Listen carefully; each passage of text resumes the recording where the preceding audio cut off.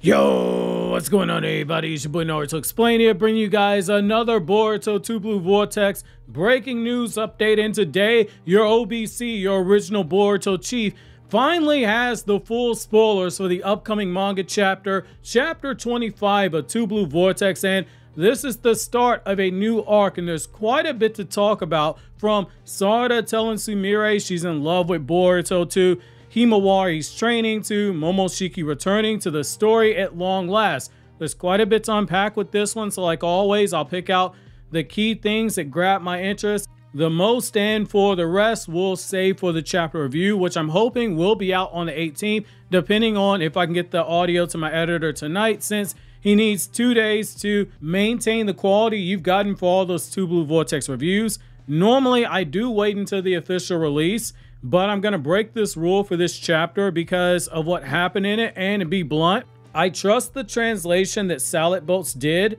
enough, especially with the translator notes, where Salad Boats translation is as good, if not better, than the official translation, since it frames the dialogue within the story without any context mix-ups like we've seen the official make mistakes more than once before. Lastly, if you've got time to check out my Every Raider and Gachi Akira video explained on my Anime Explained channel, it's 23 minutes long, but it's safe for anime only fans of the series. I'll have that linked in the end of this video as well as the description box for those of you guys who are interested. So jumping right in, yesterday's sneak peek, it gave us the literal first page of the chapter.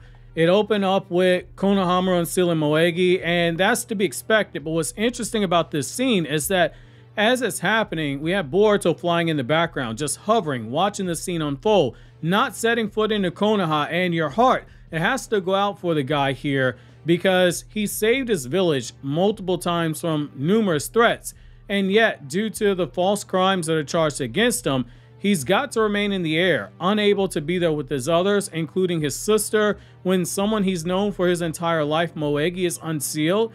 And the fact that nobody's taken note of his presence here means Boruto's literally masking his chakra, which makes it hit harder when you realize this is a 15-year-old boy carrying the weight on his shoulders that would make grown men buckle. However, the big thing about this chapter, and what you probably clicked on, is that we have Sarada and Sumire talking on top of the Hokage office alone, and this whole conversation is making whoever was at Studio Hero that had the brilliant idea to cut Sumire asking Sarada if she liked Boruto out the anime adaptation of the Vessel arc. That person's probably staring at a bottle of sake, wondering what were they thinking, because what Piero thought was a throwaway scene ended up being a major plot point for the subplot that we have. Sarada does love Boruto, and she's open about it. Both Sarada and Sumire, they show character growth here. It's the small things that you might not pay attention to, like Sarada calling Sumire by her name instead of just calling her class rep. It is a sign and an acknowledgement to Sumire that she remembers the last conversation and how much Sumire was hurt by always being viewed as class rep and not as an individual. That's absolutely huge. Like, that is massive. A lot of people look at class rep like it's a nickname when you should not view it in that way.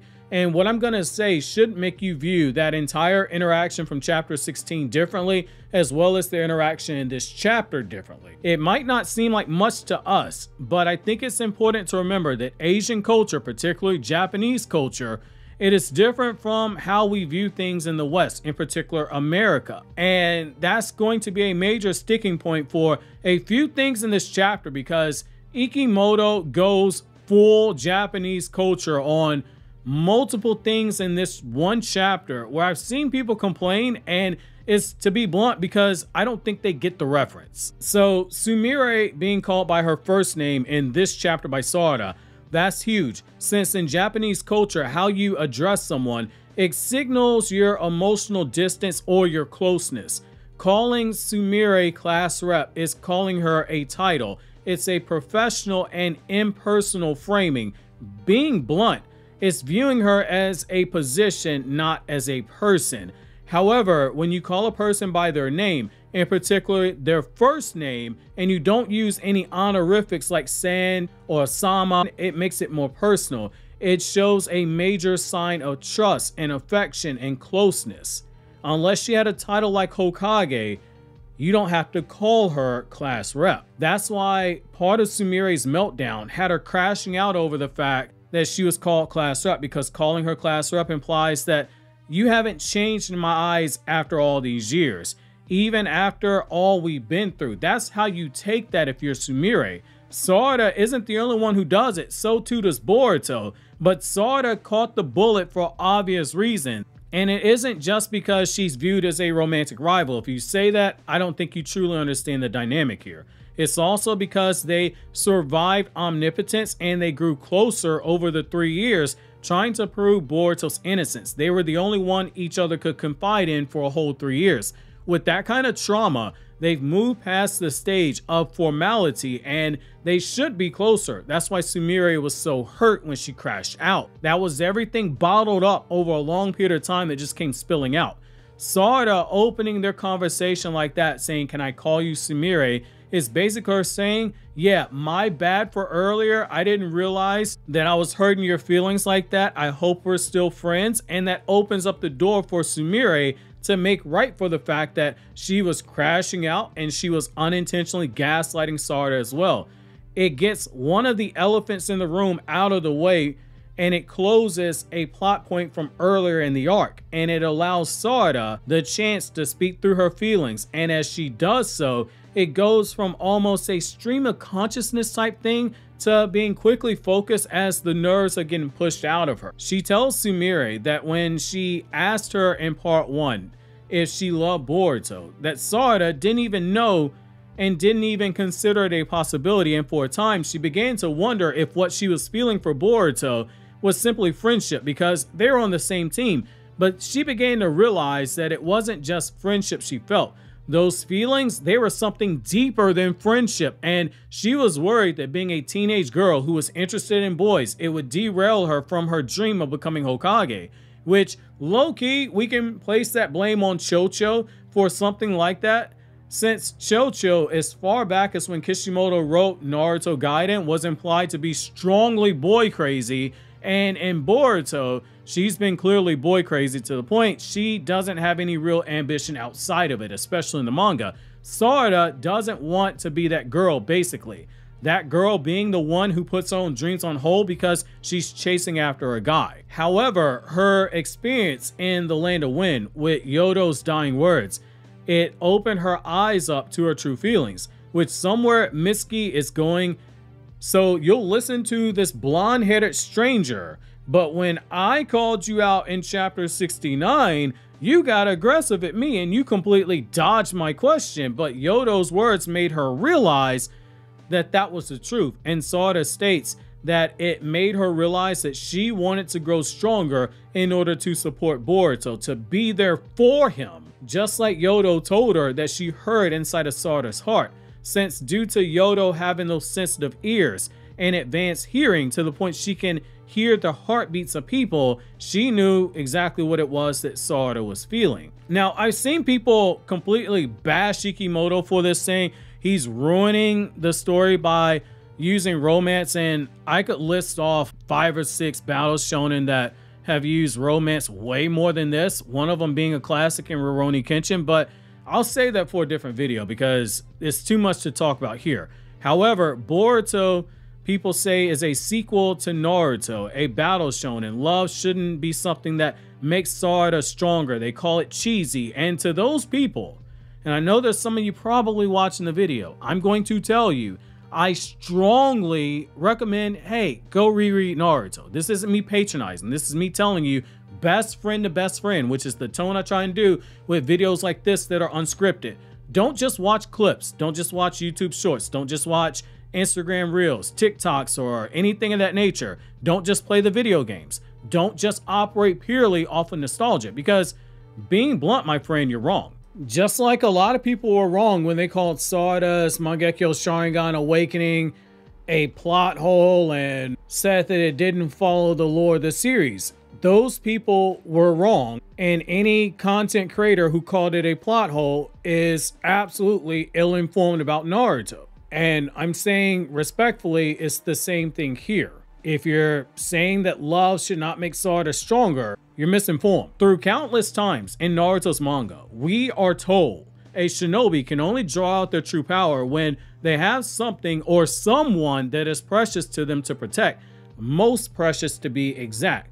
You'll hear content creators such as myself refer to it as getting a mental amp, but that's really what it is that we're referring to when we say that. For a clan such as the Uchiha, whose strength is directly tied to their yin chakra, which is the spiritual energy, to the point no other clan feels love as strongly as they do, that's a hell of a conclusion for Sarada to come to. Love and hate, they are big power sources from them. That's not to say that nobody ever felt love besides Sarada and the Uchiha clan. I'm not saying that. Obviously, it's not the only source of power, but if an Uchiha is already significantly powerful, I want you to think of it like a car. It's as big of a boost as taking a supercharger and putting it on a V8 engine that starts out at 600 horsepower versus a supercharger on a 6-cylinder engine that has 300 horsepower. That V8 with the supercharger added to it is going to get closer to 800 or 900 horsepower with the supercharger depending on how it's modified, whereas that V6 might get up to 500. Big difference. So Sarada's words here to Sumire, they are a big deal for that reason. Sarada was talking romantically, but also in the traditional sense in what was established in Naruto already. Not just with the Uchiha, but with other characters as well, but especially for the Uchiha.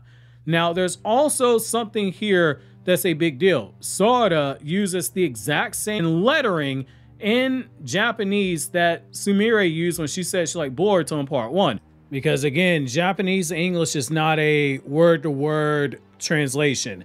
It's very context heavy, so a lot of what you read in translations is at the discretion of the translator, how they feel it should be worded, which likely will make some aspects of the shipping fandom very pissed off, since there was this whole dispute for months that Sarada's words in Japanese, Yodo's words, and the official promo pages for Sarada, they're trying to claim that it's only love is friendship. There are different types of love that you have here, and you're just wrong. Push up the glasses meme. And that's just cope. People like myself were saying, given the context, which Japanese is a very context-heavy language, to claim something like that is absolutely wrong. Because Ryu uses a phrase in Japanese that is only reserved for an emo girl who is talking about her boyfriend and her troubled love life. Sarada used a phrase that literally is reserved for a girl liking a boy romantically back in the Sand Village arc. All those debates, they're dead now. We have a love triangle. It is established now. Sumire tells Sarada that she has every intention to fight back now that she knows exactly where Sarada stands, before they both realize that Boruto's probably too clueless to realize that they're both in love with them, which I got a lot to say on that, but I'm going to say that for later because this will be a long video if I have to explain that, and I will touch on this in the review. Now, Himawari, her training, that was nice to see because it's something that the design change I referenced before wasn't by mistake. Kurama has been directly training Himawari by having her do the combat drills in the shared mental space in the Biju Sanctuary, which is really smart to do that, but Himawari is having a hard time with it to a point that Kurama just gets frustrated with her and literally tells her to leave, cuts off all communication, and before she knows it, she's back alone in the Uzumaki household, which I get Kurama's frustration. I really do get it. Because while what Kurama is telling her to do might seem difficult when you first read it, for someone who has Hyuga genetics and is the granddaughter of Minato and Kushina, she should have a high aptitude for chakra control, which is why he has higher expectations for her. And high chakra control is what is required for what Kurama's trying to teach her. If you know the basics of chakra control, you can apply how he's telling her how to fight. It's just going to be on a different level because he's saying you have to fight like a Biju. You have to fight like you're pure chakra itself. But again, as someone with Hyuga genetics and is Minato and Kushina's granddaughter, her chakra control aptitude should be insane. So it is safe to say we'll be seeing Himawari at a later point in combat, but for now, she's just raw potential, and Kurama is that frustrated teacher. He's probably thinking, why couldn't I have been reincarnated inside of Boruto? Boruto could have done this. Now, this scene, though, it did piss some people off, and not because of the training, but because Himawari is living alone in Uzumaki household. And it goes back again to Western fans reading an Eastern story and not understanding when the story is doing cultural stuff geared towards its target demographic, which is not us, but Japanese readers. People are mad Himawari is shown living alone in the Uzumaki household and not in the Higa clan compound. And I'm going to keep this short because I've already addressed this in a video that went over that portion of the 9th anniversary Q&A that Ikimoto did, which I'll leave linked in the description box. But Japanese culture and Western culture, particularly Western American culture, it's not the same. Being blunt, we baby our kids over here. It's not uncommon for kids, as young as when Naruto was given his allowance for the month by heroes in that anime filler, to already know how to cook their own meals, how to clean their own home, be shown caring for elderly grandparents, and most importantly, by the time they're in middle school, live alone in their own apartments without a parent in sight, without a parent even in driving distance, because they took entrance exams and got into a good school that is far away from home. Because school there isn't like it is here, where you go wherever your district is. You go to the school based on your entrance exams. Himawari is a 13-year-old girl. She is 2 years younger than Boruto. She'll be fine, but what I like here is that despite her being so self-sufficient, we see Boruto sitting outside the Uzumaki residence, masking his chakra, looking in on his younger sister, playing that role of big brother. And again, it's just so sad to see that Boruto can't even go into his own home right now. That brings me to the last point. Momoshiki is back in this whole exchange. It is depressing. It's a new shared time space that Momoshiki has, a desolate background with black skies, and Momoshiki is just depressed and he's freaking sulking over being stuck inside of Boruto. But that doesn't stop the two from engaging in a bit of back and forth, with Momoshiki basically going, hurry up and die so I can be free from this mental torture, because Boruto has proved to be mentally tougher than Momoshiki expected. But Boruto, he drops the bombshell. He's here to negotiate. He wants Momoshiki to allow him to use his powers so he can defeat Jura, and in exchange for killing Jura, he'll allow Momoshiki to take over his body, which, Jesus, if that's going to be a Sukuna moment, which my guy Jay Briz and the Patreon Discord server has been calling this for a while, I'm all for it, because it not only opens up for more world building, but it also raises the stakes by a lot here if Boruto's desperate enough to go through with it, and by extension, it also further upscales Jura, since he took Kawaki's best attacks and Kawaki couldn't kill him because Kawaki's weaker. And Boruto is currently pressing the Momoshiki button right now. Reminder, the chapter is out on the 20th officially. There's other stuff that took place on here, some of which directly expands on the world building and the character arcs in a way that I don't see people really talking about enough, so I'm going to save that for the review, which again, hopefully should be out 17th or 18th this month. I'm going to work really hard to try and get the audio to the editor tonight. Also, don't forget to click here on the right to check out my Gachi Akita video that I mentioned earlier, or click here on the left to check out the sneak peek from yesterday if you want my thoughts on the Konoha unsealing Moegi portion of the chapter.